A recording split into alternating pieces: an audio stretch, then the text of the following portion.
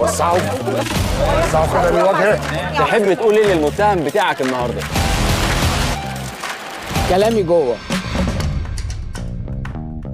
الامل ان عبد الستار يفوق امل ضعيف جدا.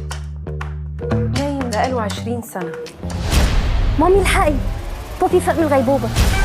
مش قلت لك ترند قيامة عبد الستار ده مولع الدنيا على السوشيال ميديا ومكسب لاي حد؟ انت متاكد يا عبد الستار ان انت عايز تركب الترند؟ انا مش عارف هو كام راكب، ولو انت كمان تيجي تركب معانا. لا انا هركبك واتكل على الله. دول عايزين يعملوا معاك تيك توك وبودكاست وليله. ايه بودكاست ده؟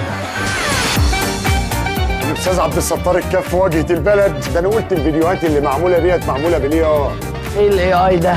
ده انت طلعت لايق في التفاهه.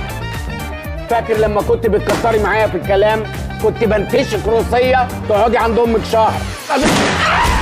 ماسكه بطنك ليه؟ طبعا من كتر الحشد. كان في شجره لب ابيض هنا، انا زارعها بنفسي، راحت فين؟ أزأزناه والقشره راح فين؟ عملناه عالم. يلا. انت فقدت شغفك ليه؟ وشغفي ما حصل. يخرب بيتك زي السحليه بتطلع من الحيطه. كده عبد الستار الكف جاب اخره معايا. المعزه بتعمل ايه في مكتبي؟ اولا دي جدي. انا اسمي عبد الستار الكف، 3600 شهاده معامله اطفال. شات اب. اقول لك على حاجه، انا هزهق روحي. هزهقها، انا زهقان وهزهق روحي اهو.